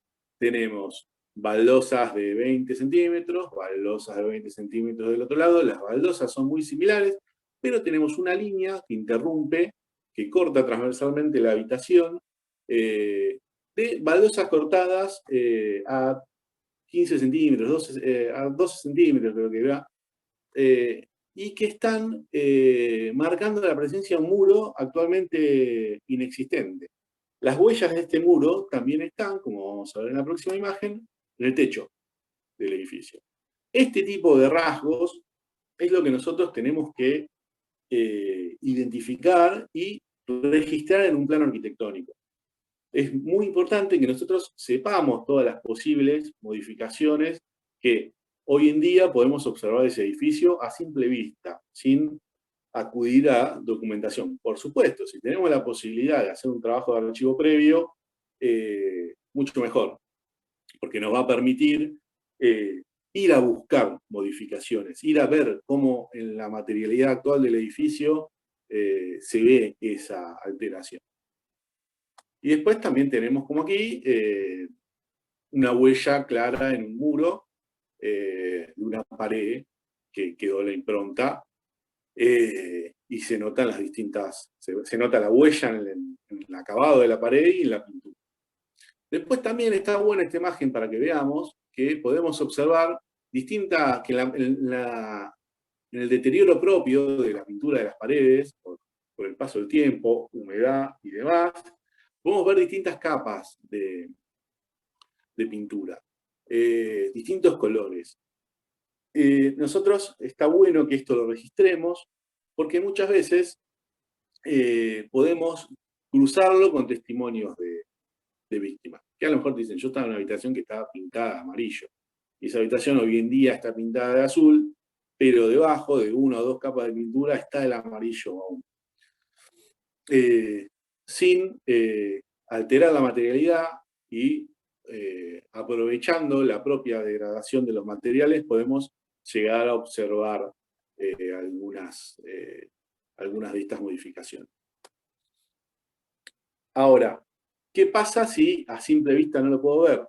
Acá existen otros métodos para investigar la materialidad de un edificio, como por ejemplo los cateos de pinturas, que vamos a ver antes, y los análisis petrológicos de mortero. Cuando hablo de cateos de pintura, hablo de un procedimiento que se hace con pequeños bisturíes y papeles de lija muy pequeños, en los cuales voy haciendo un decapaje, capa a capa, voy desgastando la capa de pintura superior y exhibiendo la capa de pintura que está por debajo. Esto es un procedimiento que viene de la arqueología, o sea, de las técnicas más básicas de excavación en tierra de la arqueología, en la cual siempre se comprende que las capas inferiores son más antiguas que las superiores, a menos que por alguna alteración haya una intrusión y esto se vea alterado. Pero en general acá lo que estamos viendo es el color actual de una pared y mediante la técnica de decapage tenemos 5 capas de pintura preexistentes hasta llegar al ladrillo. Esto se usa habitualmente en los sitios y en muchos casos cuando se realiza una refuncionalización de un recinto, estos decapage quedan protegidos, no se pinta sobre ellos, sino que quedan para que en el caso de que haya un reconocimiento de ese recinto, se pueda observar. Por supuesto, cuando hablo de que se pinta un recinto, estamos hablando de un espacio hasta el momento no reconocido. Y cuando me refería recién a análisis petrológicos, ahí ya me meto en algo muy técnico, algo que yo podría tomar la muestra, pero no sabría explicar cómo se hace el análisis. En realidad lo que se hace es, se rompe un poquitito la pared, principalmente, o vos podés o elegir el ladrillo o elegir el mortero, o sea, la mezcla que une los ladrillos de distintos lugares del edificio, en los cuales vos creas que hay distintas etapas constructivas. Eso se lleva a analizar, se mira en un microscopio, y lo que se ve, la composición de ese mortero, de esa mezcla, nos puede hablar de distintas secuencias constructivas.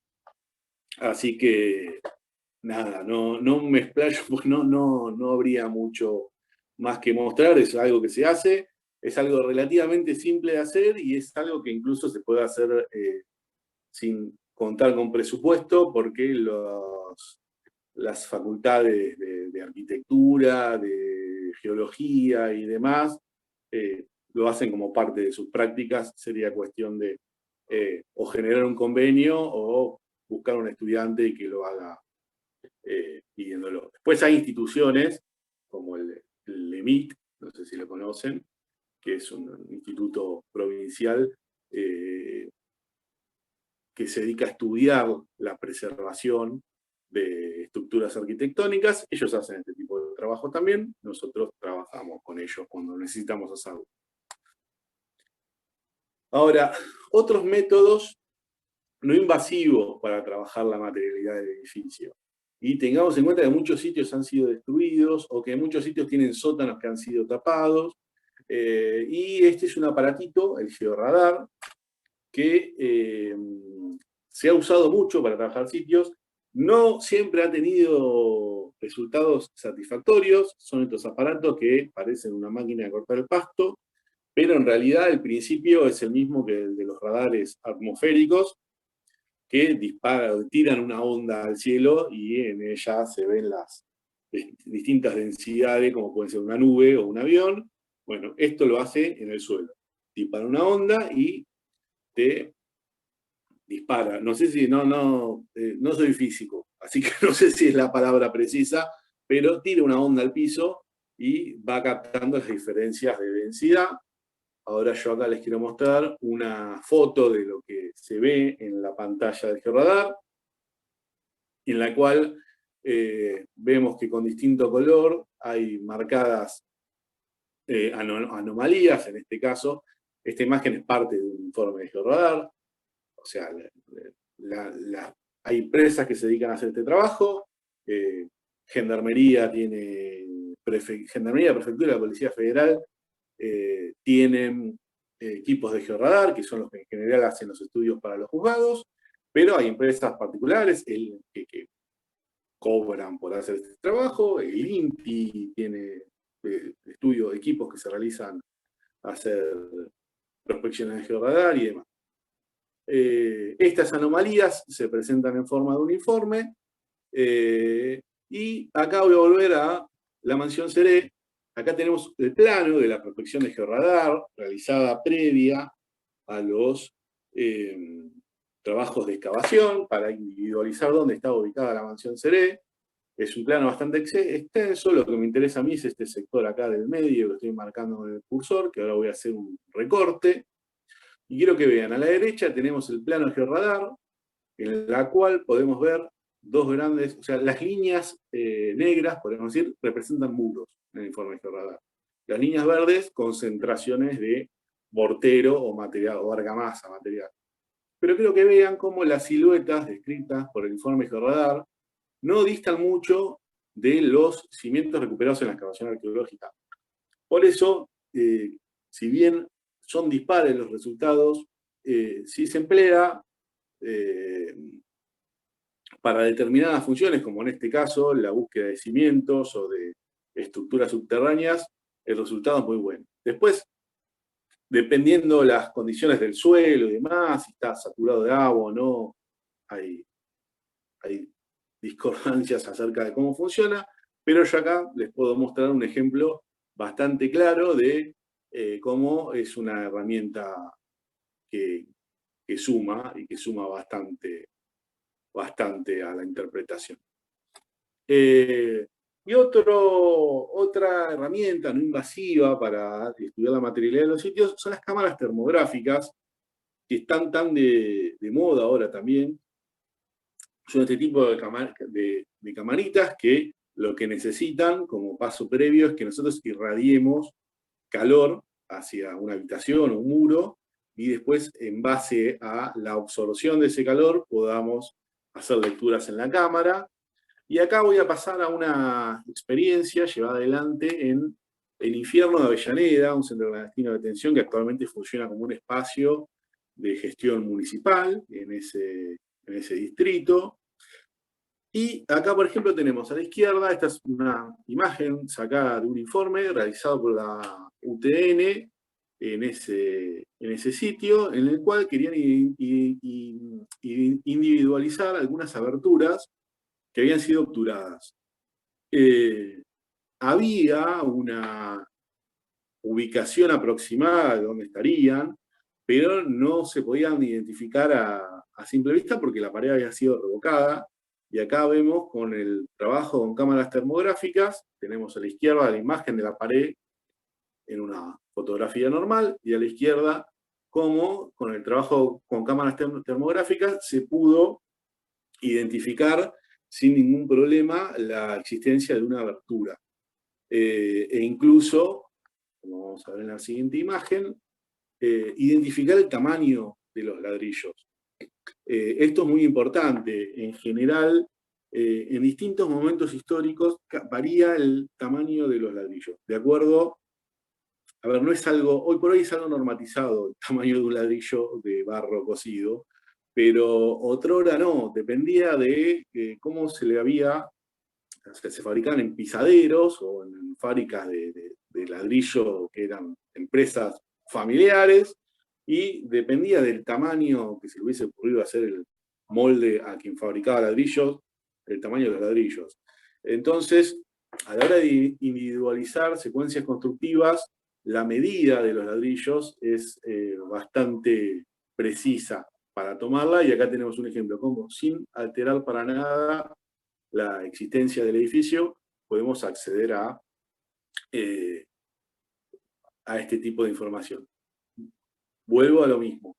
Es un proceso que requiere una cierta alquileres de equipos, porque en este caso la UTN, por lo que me comentaron, no cobró por hacer el trabajo, pero sí hubo que alquilar los equipos de los caloventores industriales para calentar los espacios.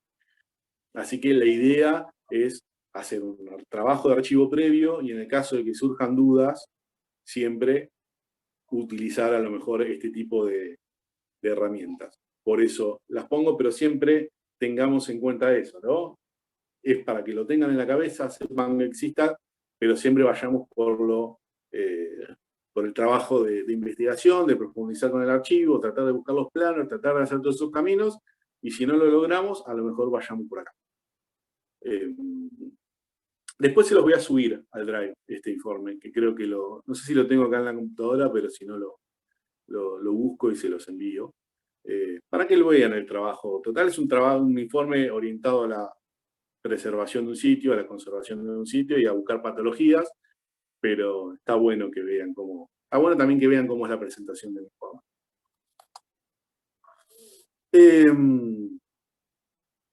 Y bueno, estoy medio justo con el tiempo quería hacer un ejemplo más de integración de fuentes, pero me parece que estaría bueno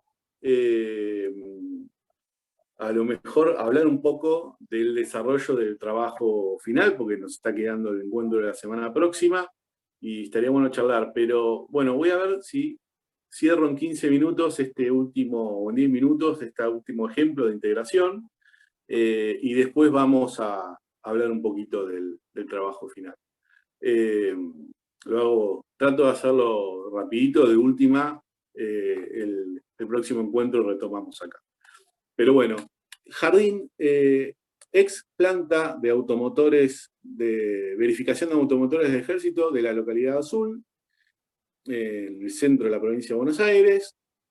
Actualmente en este lugar funciona un jardín maternal municipal.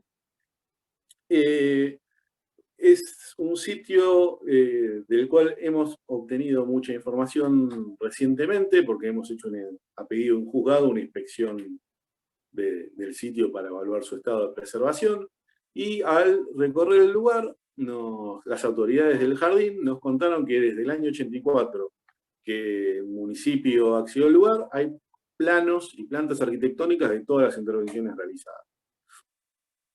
Así que es un verdadero, para hacer análisis de integración de fuentes, es ideal. Después, les tengo que contar que también que es un sitio en el cual han pasado muy pocas víctimas, o al menos hasta el momento, ha habido solo 2 reconocimientos del lugar por parte de sobrevivientes. ¿Se acuerdan en el primer encuentro que hablamos de Carto Arba y que yo me refería a este sitio y que descargamos tanto esta planta arquitectónica en la cual en el margen inferior izquierdo teníamos un dibujo esquemático del contorno de la ex estación del ferrocarril provincial? No lo mencioné recién, pero la planta verificadora de automotores funcionaba en una ex estación del ferrocarril. Tenemos otro plano, también lo mismo, un plano de un loteo que se hizo en los terrenos que eran del ferrocarril, y acá tenemos nuevamente, en el margen superior derecho, un detalle del edificio. Ya acá estamos hablando de un plano de la década del 90, que funcionaba el jardín como jardín. Y acá tenemos una comparativa de los dos. Detalle de la estación del provincial, que es un plano del año 84, y del jardín maternal. Y si observamos con atención en la parte inferior de ambos planos, vemos que acá tenemos una galería dibujada y acá tenemos una pequeña subdivisión y otra cosa más dibujada que no estaba en el plano. Si no conocen el lugar y no lo pudieron recorrer, es como que no les puede parecer muy poca información, pero estamos viendo en una fuente de acceso público, y uno se mete, busca y descarga, puede ver ya una alteración de un sitio. pasamos rápidamente a planos arquitectónicos que nos brindó el personal del jardín. Este es un plano de preexistencia, o sea, es de lo que el municipio recibió al momento de que se hizo la cesión de uso hacia el jardín desde el Ministerio de Defensa. Y acá ya tenemos un plano de la década del 90 de lo que es la fisonomía actual del jardín. Entonces, yo en este caso, es muy simple, o sea, es como hasta básico el trabajo, pero lo que quiero que ustedes recuerden es que nunca se tiene toda esta información. Y a lo que voy es a que, si bien esperen que voy a volver a la diapositiva anterior, yo veo esta imagen rápidamente. Y yo veo esta imagen y hay algunas modificaciones, pero no parecería que fuesen graves o serias esas modificaciones. De hecho, al recorrer el jardín costaba, justamente porque las intervenciones se hicieron hace muchísimos años, en el año 84, y respetando el estilo del edificio, había que estar muy atento. O sea, era muy difícil encontrar estas discontinuidades de las cuales les hablé cuando vimos cuando hablamos de observación directa de sitio. Acá voy a hacer un pequeño detalle de unos recintos, y tenemos la preexistencia del año 84 y cómo fue completamente modificado y subdividido y se generó otro espacio y cómo se edificó un espacio más frente a este. Entonces tenemos una alteración total de ese espacio. Está completamente modificado y completamente refuncionalizado. El actual recinto número 5, que es este de aquí, actualmente es una cocina, esto es un comedor, aquí hay un lavadero cerrado, y en su momento era un hall de acceso a una estación del ferrocarril, que era un pasillo largo, nada más. E incluso veamos que también se modificaron los accesos a los recintos circundantes, que están reubicadas las puertas, cambiaron el sentido de apertura de las puertas, y varias cuestiones que harían imposible el reconocimiento de este espacio por una víctima que tengamos en cuenta que recorrió el lugar hace 40 años con los ojos vendados, y a los golpes, además. El sector del cual estamos hablando, esta es una foto del 19, si no me acuerdo, de 1919, en la cual vemos la galería, el techo del que les hablé, que se veían los planos, y del sector modificado. Está marcado aquí en el recuadro. Acá tenemos una imagen actual, vemos que la galería fue recortada, o sea, se achicó, se le sacó un pedazo y se edificó un muro y una estructura que es la que funciona actualmente como lavadero, que el muro este que estamos viendo acá, que fue edificado respetando el estilo. A simple vista era difícil identificar que ese muro era posterior. Sí era llamativo, a ver si no era llamativo. Con un análisis posterior y ya laburando con la foto que sacamos, logramos ver que la hilada de los ladrillos preexistente, o sea, esta es la original de la estación del ferrocarril, y esta es la del muro este, es distinta la forma de armar el muro, y es distinto el tamaño de los ladrillos. Estos son los normatizados modernos, estos vaya a saber de dónde los traían, no tenemos información, pero en general las estaciones del ferrocarril provincial tenían el mismo tamaño de ladrillos que los llevaban con los trenes para construir las estaciones. Los pueblos solían construirse alrededor de las estaciones y no al revés. Y acá está lo que les quería mostrar. Podemos ver claramente que acá hay un techo que es un agregado, que es posterior, que es chapa de fibrocemento, y esperen que me salí antes de tiempo. Ahí vuelvo, en un segundito. Y acá estamos.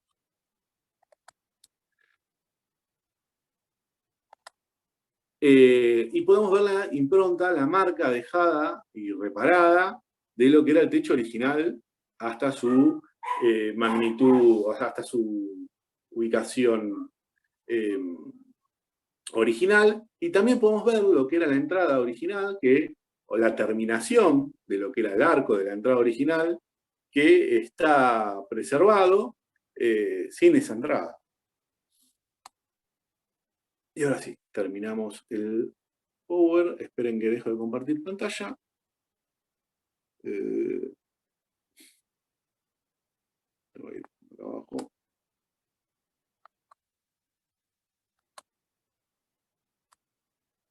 Denme un segundo.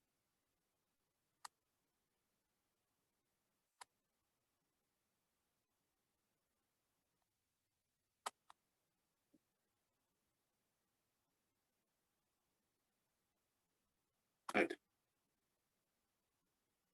No.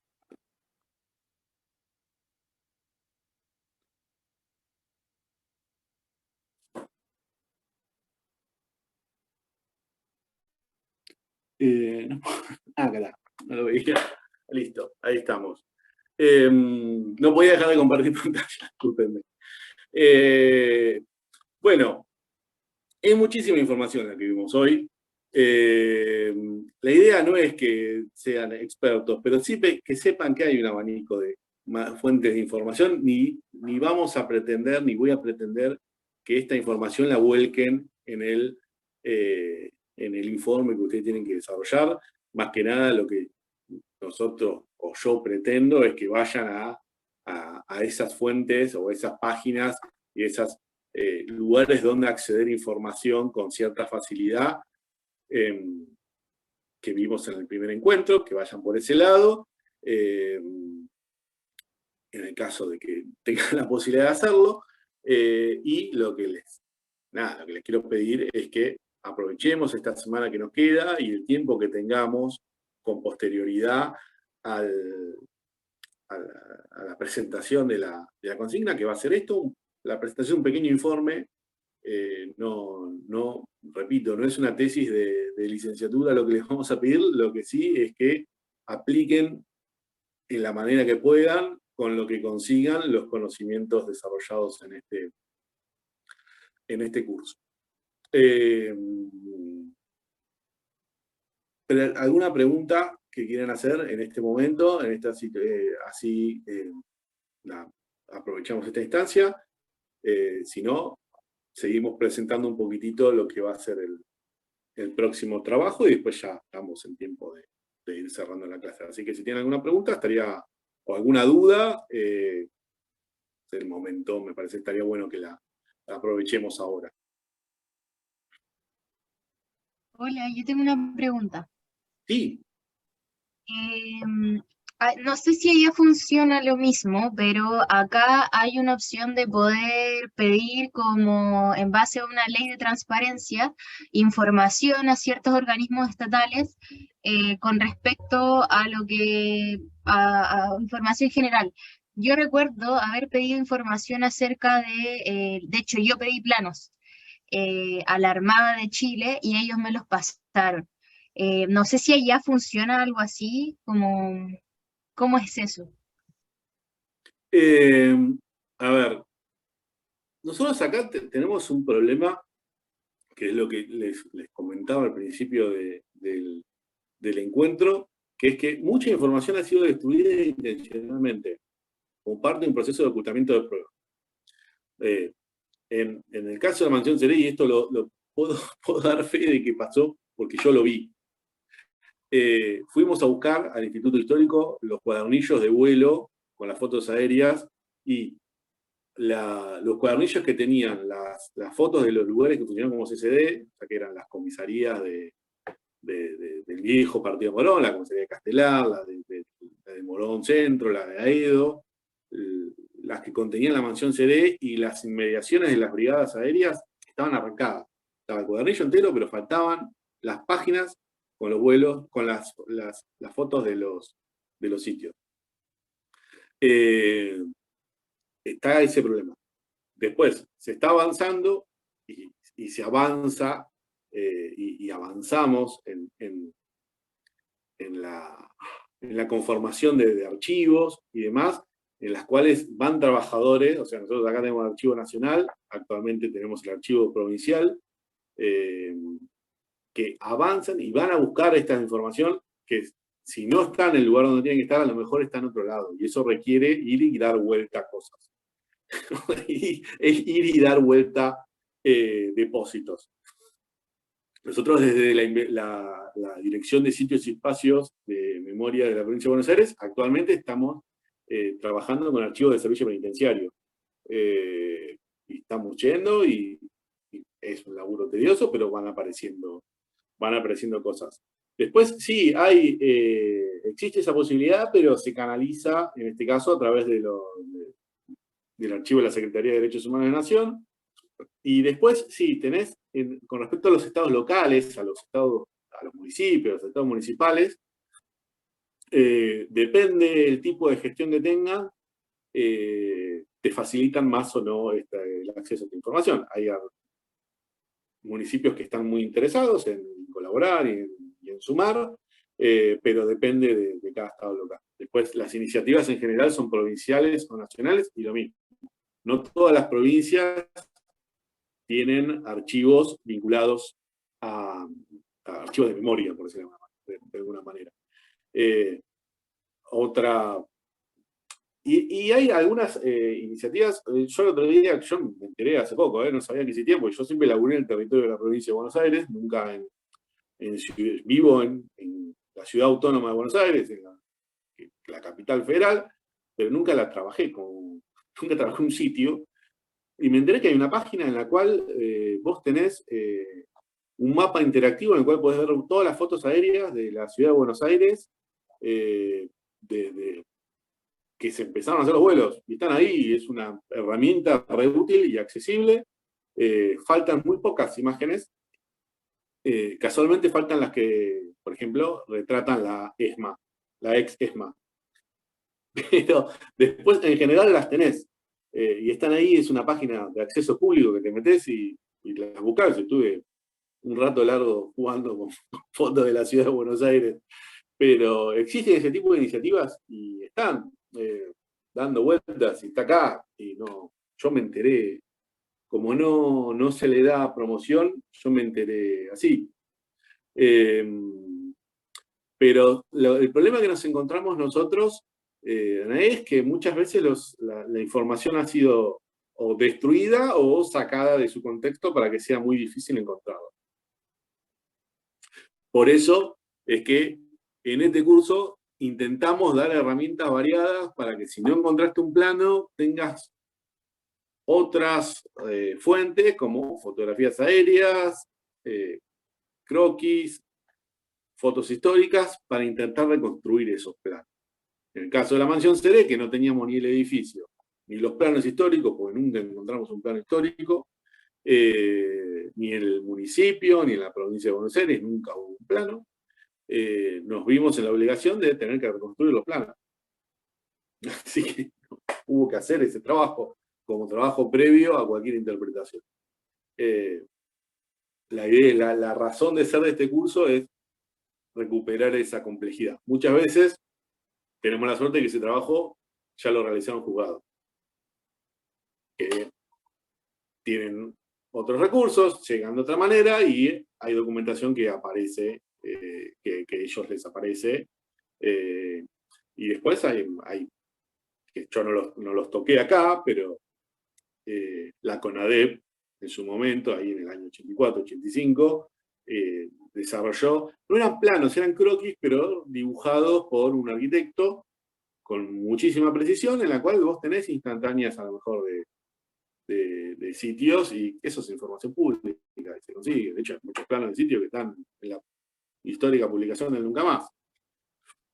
Así que, nada, acá tenemos la Secretaría, y en la provincia de Buenos Aires la Subsecretaría, con sus archivos, que son los entes encargados de dar esta respuesta.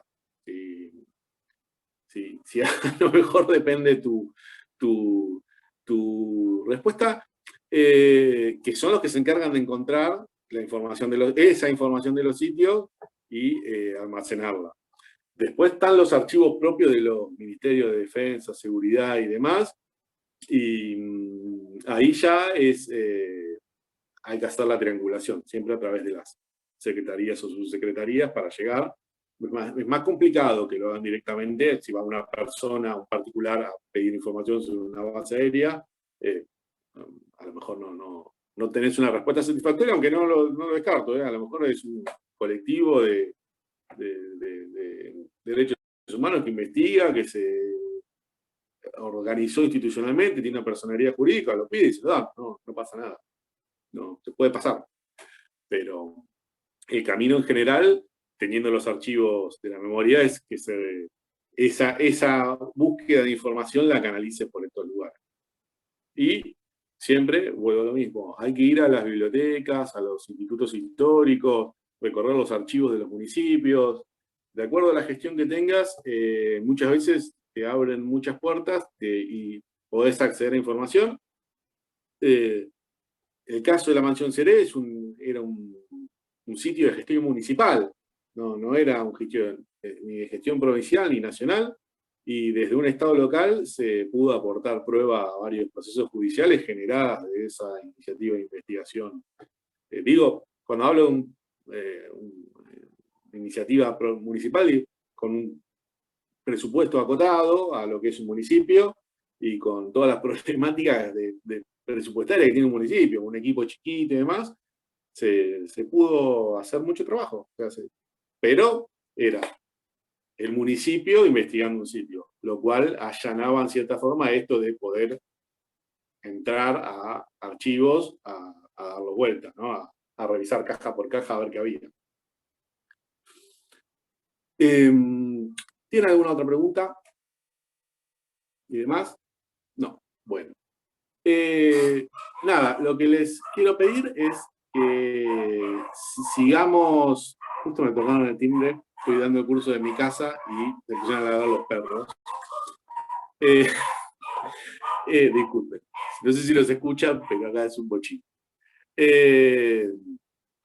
Nada, vayan pensando, ya no sé si ya eligieron un sitio o no sé, vos, Danae, si lo querés hacer de un sitio de Argentina o hacerlo de un sitio de Chile, eso como te parezca mejor. Si ya eligieron un sitio, les pido que a lo mejor por la mensajería de la página, o ahora vieron que habilitamos, Yamila, no armé el WhatsApp, porque poquitos me mandaron el número y me parecía que era medio al pedo de armar un tercer canal de comunicación si no iban a estar todos. Por eso no lo armé. Perdón, te quería consultar. ¿La consigna está en el campus? Porque no... No, aún no está. Ah, aún no está. La idea es que ustedes empiecen a hacer una aproximación a un sitio, que vayan eligiendo uno. Va a ser básico. Yo ahí, hoy lo subí en el Drive, hay una... creo que es el título es guía de registro de un sitio. Fíjense, hay un documento, después en todo caso se lo mando. Ese documento a lo mejor les va a servir para saber qué información podemos estar lo enviaste pensando. por Drive, no está en el campus, digamos. No, ese está en el Drive. Después voy a mandar en el campus ¿Podrás enviármelo? consigna. ¿Cómo? ¿Podrás volver a enviarlo? Dale. Yo el acceso al Drive lo envío hoy por mail. No sé si estás vos, ¿a vos te llegaron los mails que mandé yo desde Sí, una... en la clase de hoy sí. Voy a volver a revisar entonces los mails porque... Dale. Si no te llegó a llegar, así te sumo tu mail, comunicámonos por la mensajería de la página de la Escuela Provincial, si te parece. Perfecto. Gracias. Y tengamos en cuenta que tenemos un encuentro más previo a la entrega de la consigna, que va a ser no la semana que viene, la otra. La entrega de la consigna no va a ser una clase, se va a compartir la consigna, pero lo que yo les quería proponer es que vayan eligiendo, buscando un sitio del cual a ustedes se les ocurriría trabajarlo, que me cuenten cuál es, a ver qué podemos sumar, tirar algunas ideas y buscar qué ir dando vuelta en la web de información para tirarles un norte, ¿no? Darles una mano a la hora de trabajarlo y de pensarlo. Más que nada porque a lo mejor tengo en la cabeza algunos recursos que ustedes no, y estaría bueno que lo vayan pensando, así que si pueden, no digo que ya, no digo que lo hagan para mañana, pero en estos días, hasta la próxima, hasta el último encuentro sincrónico que tenemos, que es la semana que viene, vayan pensando algún sitio, así después vamos a tener un par de semanas más para el desarrollo del informe. Así que tranquilos, Diego, también. Nada, eso. Vayan pensando o vayan eligiendo un sitio en el cual les interesaría trabajar. Yo siempre lo que recomiendo en estos casos es trabajen algo de su distrito, si es el caso. A vos, Danae, te pregunto, porque muchos de los contenidos son muy locales para acá, pero si querés meterte en un desafío de hacerlo de algo de por allá, metele para adelante y veremos cómo lo encaramos. A mí me interesaría que elijas algo de tu lugar. ¿Por qué me interesa del distrito? Porque considero que es importante la territorialidad a la hora de pensar los sitios, ¿no? Que nos interpelen desde ese lugar, ¿no? Desde nuestro lugar. Así que, bueno, si no tienen más dudas, y ya habiendo estado hablando 2 horas, que fue un montón, disculpen, se me hizo larga la clase, la próxima la voy a tratar de hacer más corta porque se vuelve medio agotador. Así que nos vemos el jueves próximo. ¿Les parece? Ya con el último encuentro sincrónico, hagamos un esfuerzo de conectarnos. Recuerden que es el mismo link, yo igual se los vuelvo a enviar, pero estamos con el mismo Zoom, que el día martes vamos a estar compartiendo el material del encuentro número 3, y que ya estaría bueno que el próximo encuentro tengamos en la cabeza el material con el cual queramos trabajar. Así que, o sea, el sitio, pensado cuál es el sitio en el cual queramos trabajar, así yo tengo la posibilidad de mirarlo, investigar un poquitito y orientarlos acerca del trabajo. La idea para mí es muy importante esta instancia de intercambio, de que ustedes traten de acceder a la información y yo ver que tengo un poco más de experiencia trabajando con las herramientas que les dimos, ver qué más les puedo sumar. Así que, bueno, buenas noches y nos estamos viendo la semana próxima, ¿les parece? Bueno, buenas noches. Bueno, No, gracias. hasta luego. Chau, chau.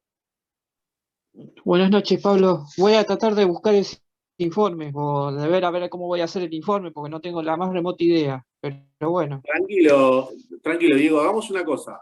Yo después vos a la página de la Escuela Provincial podés acceder, o sea, tuviste... Sí, es de ahí de donde accedo Después a los contenidos. te contacto por ahí y mediante el mail, nos ponemos, mediante la mensajería, si te interesa nos ponemos al día y te comparto específicamente la primera clase y demás, y me fijo que estés matriculado. Si te interesa hacerlo y no estás matriculado, te matriculamos. Bueno. Ha habido un solo encuentro, así que mañana, Dale. si querés, te escribo por la mensajería de la página de la Escuela Provincial. Bueno. ¿Dale? Quedamos Bueno, así. Diego. Dale, Pablo. Nos un vemos. Muchas gracias. Saludos. Chau, chau. Chao, chao.